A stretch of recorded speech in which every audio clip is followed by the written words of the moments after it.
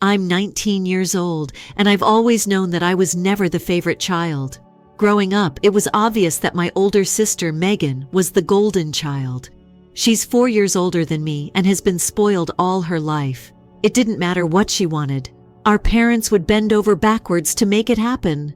I, on the other hand, had to work for everything I have. No one handed me anything. I'm proud of what I've managed to accomplish so far, and I've worked tirelessly to save up $30,000 for my college expenses. My parents don't see things the same way. To them, I'm just the responsible one, the kid who can take care of himself. Whenever Megan screws up, it's me who's expected to make sacrifices or step in to bail her out. I've never complained about it out loud, but it's something that's been eating at me for a long time. Recently, things reached a boiling point. I'm currently a college student. Most of the $30,000 I saved came from part-time jobs, scholarships, and a few frugal decisions over the years. I thought it would finally be enough to secure my future and give me some breathing room while I focused on my studies. But then, one evening, my parents sat me down for a talk. They explained that Megan had found a perfect new apartment, but she was short on the deposit. She didn't have any savings, no surprise there, because she's been unemployed for months. And instead of looking for a job, she's been lounging around the house, figuring things out. They didn't ask me to help her. They demanded that I hand over my entire college fund to help her secure this place. You have $30,000 saved up, don't you? It's only fair to use it to help your sister, my mom said, as if she were asking me to loan Megan $5. I was stunned. I couldn't believe what I was hearing. This wasn't just unfair, it was outrageous. When I refused, my dad jumped in saying that if I didn't agree, I could pack my things and leave their house. I was floored. The message was clear. Megan's needs were more important than my future. My mom even tried to play the family comes first card, saying, "If you were a good brother, you'd do this without us asking." I was too shocked to respond properly. After everything I'd done to be a responsible, hardworking son, I was being told that I should throw it all away for Megan, who had never once taken responsibility for anything in her life. The conversation that night replayed over and over in my head for the next few days. I weighed my options, but no matter which way I looked at it, it felt like I was going to lose something. If I gave in, I'd be sacrificing everything I'd worked so hard for, just to reward Megan's laziness. But if I refused, I'd be on my own with nowhere to go. I felt trapped. My parents made it clear that I either gave up my savings or I'd be out on the streets. They didn't seem to care about what was fair or about my future, just making sure Megan was happy and comfortable. And the more I thought about it, the more I realized that I had to stand up for myself. Finally, I decided that I wasn't going to let them steamroll me. I started doing some research on my legal rights. I might still be young, but I knew they couldn't just take my money without my consent. I made sure to secure all my important documents, birth certificate, passport, bank information, just in case they tried to pull something sneaky. I even started quietly packing some of my things and moving them to a friend's place. With all my options considered, I prepared myself to confront my parents again. The next time we spoke, I didn't let them talk over me. I told them flat out, "There is no way I'm giving up my savings. If you really want me gone over this, I'll be out by the end of the week." My dad exploded, calling me selfish and ungrateful. My mom started crying, saying she couldn't believe I was willing to tear the family apart over a little bit of money. "If it's just a little bit of money," I countered, "why don't you pay for it?" Megan, who had been silent up until this point, finally jumped in, throwing a full-on tantrum like a 5-year-old denied candy at the store. She screamed that I was ruining her life and that I didn't care about her happiness. My parents just stood there, glaring at me, as if waiting for me to back down and apologize. But I didn't. I told them once again that if they wanted me gone, I'd be out. I think that's when it finally hit them that I was serious. The atmosphere in the house was hellish for the next few days. My parents barely spoke to me. My mom gave me the silent treatment, while my dad resorted to making snide comments whenever I was in the room. Megan refused to even look at me, acting like I'd personally stabbed her in the back. But I kept preparing to leave. I secretly moved the rest of my valuables out and made arrangements to stay with a friend temporarily. I reached out to a few other friends too, letting them know what was going on, just in case things escalated even further. Then, the breaking point came. One morning, I got a notification from my bank. My parents had tried to access my account. They thought they could just take the money and deal with the fallout later. But I'd been one step ahead. I'd already moved everything out of that account and closed it. When they realized what I'd done, they were livid. "You ungrateful little," my dad yelled, his face flushed red with anger. "Do you have any idea what you've just done? You're destroying this family." My mom was crying again, wailing about how I was betraying them. "You tried to steal my money," I shot back. "You crossed the line." I knew then that leaving quietly would just let them twist the story however they wanted, making me look like the bad guy. So, I decided to take control of the narrative. I sat down and posted a detailed account of everything that had happened on social media. I included screenshots of their messages and the bank alerts, making sure to tag not just my parents and Megan, but also some of their friends and extended family. The reaction was immediate. Most people were on my side, offering support and calling out my parents and Megan for their behavior. Some of my extended family members reached out, shocked and disappointed by what they'd learned. A few people, mostly my parents' close friends, tried to defend them, but they were drowned out by the criticism. The fallout was brutal. My dad's work relationships became strained as word spread. My mom, who always prided herself on her social standing, found herself being quietly excluded from her usual social circles. And Megan? She lost her chance at the apartment she wanted so badly. No one was rushing to offer her another one. It felt like a small victory, but it was also bittersweet. I'd stood my ground and kept my savings, but at the cost of my family. After the showdown, I moved in with my supportive friend. It wasn't ideal, but it was better than staying in that toxic environment. The freedom was exhilarating. I could finally focus on my studies and my future without constantly looking over my shoulder, wondering what my family would try to take from me next. But they didn't give up easily. They flooded my phone with calls and messages, alternating between threats and desperate pleas for me to come home and take down the post. They tried to twist the narrative, claiming I'd overreacted and that they were just trying to help Megan out of a tough situation. But by then, it was too late. Everyone knew the truth. I blocked them on all platforms and made sure they couldn't reach me. It wasn't easy, but it was necessary. I couldn't let them drag me back into their toxic cycle. 3 months have passed since I made the initial post about what happened with my family. A lot has changed since then, but one thing that hasn't is their persistence in trying to control me. After I moved out and publicly exposed what they tried to do, they kept trying to reach out, switching between angry threats, emotional manipulation, and guilt-tripping. The first week after I left was chaotic. My parents and Megan didn't take it well at all. They tried every tactic they could think of to make me back down. One evening, my mom even showed up at my friend's place where I was staying, completely unannounced. I don't know how she found out where I was, but there she was, standing on the porch, sobbing and pleading with me to come home because they had made a mistake and wanted to make things right. For a moment, I almost believed her. I almost fell for it. But then, right when I started to soften, she switched gears. Suddenly, she was saying how I was tearing the family apart and how Megan was suffering because of what I'd done. That's when I knew nothing had really changed. They still didn't see me as an individual with my own needs and goals, just a tool to be used whenever they felt like it. "I'm not coming back," I told her. "If you don't leave, I'll have to call the police." Her expression changed from heartbroken to something much colder. She spat out a few more choice words, telling me I was breaking her heart. But eventually, she left. The next day, my dad called my college, trying to get information about my class schedule and whereabouts. Thankfully, I'd already spoken to the administration about my situation, so they didn't give him anything. But knowing that he was actively trying to track me down was enough to put me on edge. It made me feel like I was being hunted. They were relentless, refusing to respect my boundaries even after I'd made it clear that I wanted nothing to do with them. Things escalated even further when Megan started showing up at places she knew I frequented. The library, the coffee shop near campus, and even outside a few of my classes.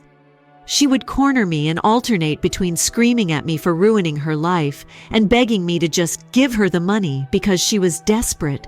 It got so bad that I had to change my routines and ask friends to walk with me between classes. The constant harassment left me feeling exhausted and paranoid. I couldn't concentrate on my studies, couldn't sleep properly, and felt like I was constantly on the edge of a breakdown.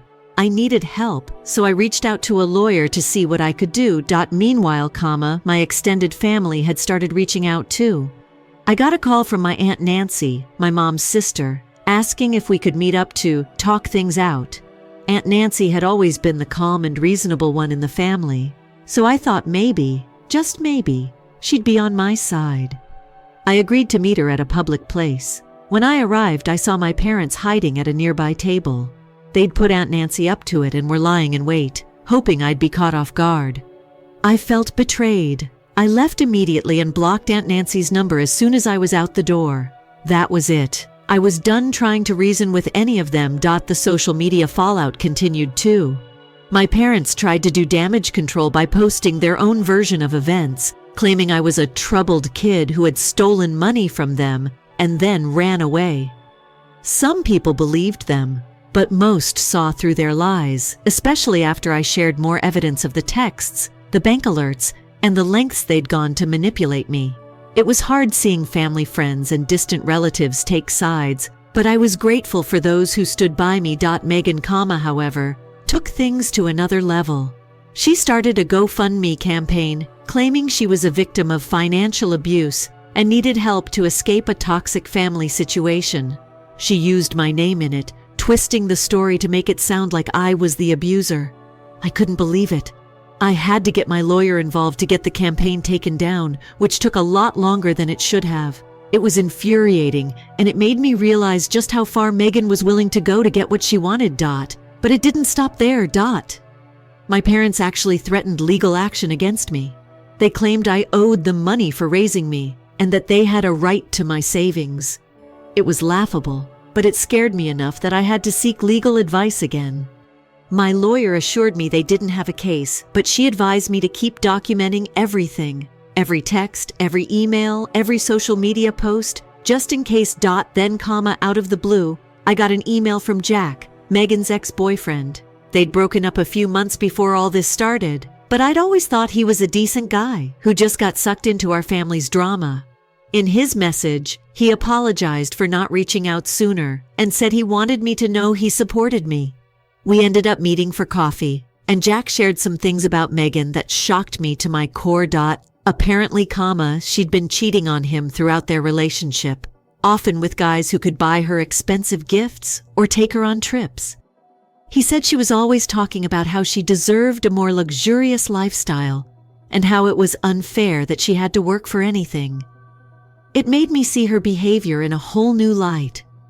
I'd always thought she was just spoiled, but now I realized it was deeper than that. There was a level of entitlement and delusion that was beyond anything I'd imagined. Jack also told me that Megan had been fired from her last job for stealing.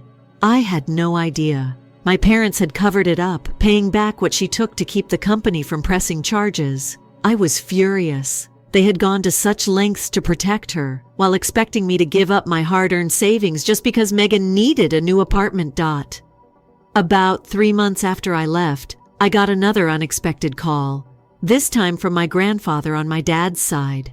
We'd never been close, but he'd heard what happened through the family grapevine and wanted to hear my side of the story. I was wary, especially after the Aunt Nancy incident, but as we talked, I realized he was genuinely concerned. He told me that he'd had his own issues with my dad over the years and that he wasn't surprised by what had happened. He apologized for not being more present in my life and offered to help me out financially if I needed it. I was touched by his offer, but I told him I wanted to make it on my own. He respected that, but he said the offer would stand if I ever changed my mind. Talking to my grandfather made me curious about other family members I'd lost touch with. I reached out to a couple of cousins on my mom's side who had always been more distant, wondering if they'd known what was going on. One of them, Emily, shared something that made me even angrier. Apparently, a few years ago, she'd been going through a tough divorce, and needed a place to stay for a few weeks. My parents had initially offered to let her stay with them, but Megan had complained that she didn't want Emily invading her space. So, my parents kicked Emily out after just 3 days, leaving her to sleep on friends' couches until she could find an apartment.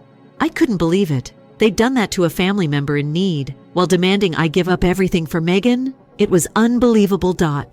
As everything unraveled, I realized how deep the dysfunction ran. Megan and my parents had been feeding off each other's toxicity for years, and I was just another pawn in their twisted game. After Emily's story, I knew that staying connected to them, even in the smallest ways, was only going to drag me down. I needed to figure out my living situation for good. I couldn't keep relying on my friends' parents forever, no matter how kind they were. So I started looking for a cheap apartment near campus, but it seemed like everything was out of my price range. Just when I was beginning to lose hope, I ran into one of Megan's friends at the grocery store. She tried to guilt-trip me, saying Megan was depressed, and it was all my fault. I could see she only knew Megan's version of events, so I calmly explained what had really happened. I laid it all out, the manipulation, the demands, and my parents' attempt to steal my savings. I watched as doubt crept across her face. She stammered something about needing to go, looking genuinely confused, and left quickly. For the first time in a long while, I felt a small sense of satisfaction. The next day, my bank called. Someone had tried to access my new account using my social security number. Thankfully, they flagged it as suspicious activity and blocked the attempt.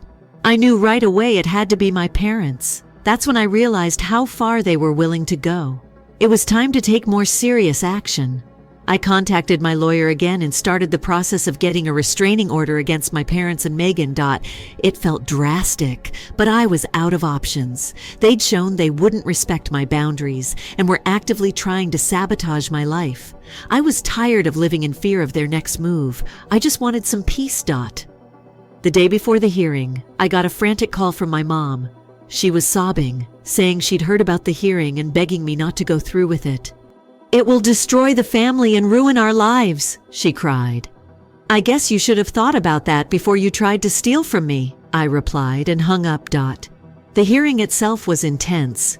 My parents and Megan showed up with a lawyer of their own, trying to paint me as an ungrateful, troubled kid who was lashing out at his loving family. But I had the receipts, literally. I'd kept every text, every email, every social media post, and bank record. I showed the judge everything. The judge saw through their act and granted the restraining order. Afterward, as I was leaving the courthouse, Megan tried to approach me one last time. She looked terrible, like she hadn't slept in days. She started to say something that sounded like an apology, but then her face twisted into a sneer, and she spat out, "I hope you're happy now that you've ruined all our lives." I just turned and walked away. It was the last time I saw her. With the restraining order in place, things finally started to calm down a bit. I found a part-time job at a bookstore to help cover my living expenses, and while balancing work and school was tough, it felt good to be fully independent. There were still days when I missed having a family, even a dysfunctional one. Holidays were especially hard, but I knew I'd made the right choice. About a year later, I got an unexpected call from my uncle, my dad's brother. We'd never been close, but he sounded genuinely worried. He told me that things had spiraled out of control with my parents and Megan. Apparently, Megan had gotten involved with some shady people and owed them a lot of money. My parents, in their infinite wisdom, had taken out a second mortgage on the house to try to pay off her debts. But it wasn't enough. One night, these people showed up at my parents' house. Things got ugly. My uncle didn't have all the details, but he said the police were involved, and my dad ended up in the hospital with a broken arm. Here's where it gets really messed up. My parents, despite everything, were still trying to protect Megan. They told the police it was just a random break-in and didn't press charges. A few days later, I started getting messages from my parents again. I'd unblocked them, thinking they might finally have learned their lesson. Big mistake. They were begging me to come home, saying they needed my help. They even tried to guilt me by saying that if I'd just given them the money when they asked, none of this would have happened. Can you believe it? After everything they'd put me through, they were still trying to make this my fault. I ignored their messages. Shortly after that, I managed to save up enough to move out of my friend's house and into a small, secure apartment a bit further from campus. It wasn't ideal, but it was safe, and that was what mattered. Then Megan showed up, ignoring the restraining order. I have no idea how she found out where I lived, but one night, there she was, banging on my door, sobbing and begging for money. She kept saying she was in danger, and that I was the only one who could save her. When I told her to leave or I'd call the cops, she screamed that I was killing her, and that if anything happened to her, it would be my fault. It was awful. I called my lawyer right after that, and we started the process of extending the restraining order to include my new address. On top of all this drama, I found out through other family members that my parents had been telling everyone that I was the one who got Megan into trouble. They were claiming I introduced her to these shady people and that I owed them money too. It was complete nonsense, but some relatives believed it. I had to block a bunch of people on social media because of the hateful messages I was getting. It felt surreal. I distanced myself from them as much as possible, but they were still finding ways to mess with my life. But through it all, I'd made some great new friends. Over the past year, they've become like a chosen family to me. We're even planning a celebration together, something I never thought I'd have again. As for my parents and Megan, I've heard through the grapevine that they're facing foreclosure on the house. Part of me feels bad for them. After all, they're still my parents. But a bigger part knows that they brought this on themselves. I can't help but think about how different things could have been if they'd just respected my boundaries and treated me fairly. That's where things stand now. I'm still figuring out my life, still processing everything that's happened. But I'm moving forward, one step at a time. And I know that no matter what, I'll never let them drag me back down again. Thank you all again for your support throughout this journey. Your encouragement has meant more than you know. I couldn't have done it without this community. Here's to new beginnings.